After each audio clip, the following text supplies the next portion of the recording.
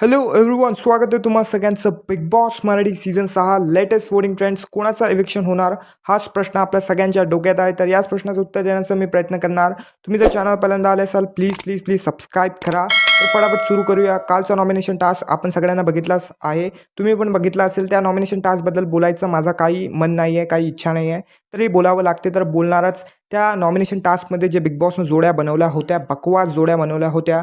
असं साफ साफ सीधा सीधा दिख रहा था, म्हणजे दिसत होतं की कोणाला तरी वाचवायचा प्रयत्न सुरू आहे नॉमिनेशनपासून, आणि तो नाही वाचलेला आहे. मला असं वाटते, मला बिग बॉसचे 2 फेवरेट इथून दिसत आहे. इथून म्हणजे जिथून मी शो बघत आहो.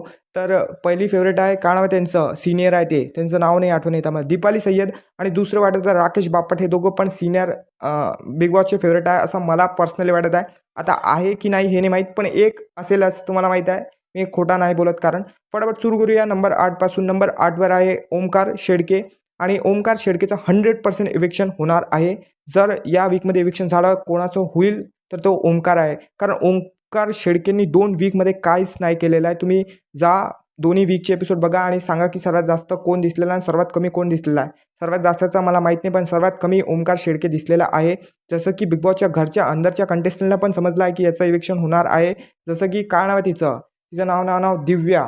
दिव्या पण ओमकारला काल समजत होती कालच्या एपिसोडमध्ये की तुला काही ना काही करावे लागेल, नाहीतर तू बिग बॉसच्या घरातून इव्हिक्ट होणार. त्यानंतर दुसरा नाव आहे सागर करंडे. सागर करंडेने पण म्हटलं की ओमकार फसला, म्हणजे यावरून एक गोष्ट क्लिअर झाली की ओमकारचं इव्हिक्शन होणार आहे. ते अंदरवाल्यांना पण समजलं आणि बाहेरवाल्यांना पण समजलं.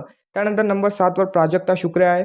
प्राजक्ता शुक्रे पण बिग बॉसच्या घरात काहीच नाही करत आहे, फक्त गाणी म्हणत आहे.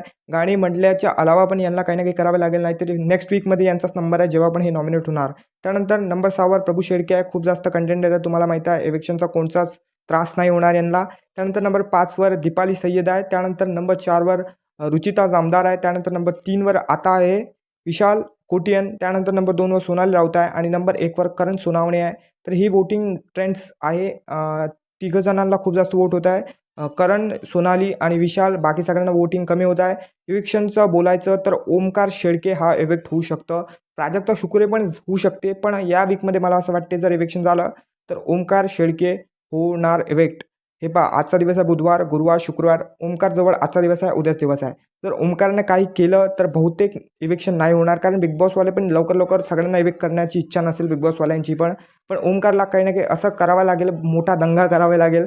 क्लिअर बोलतो मी.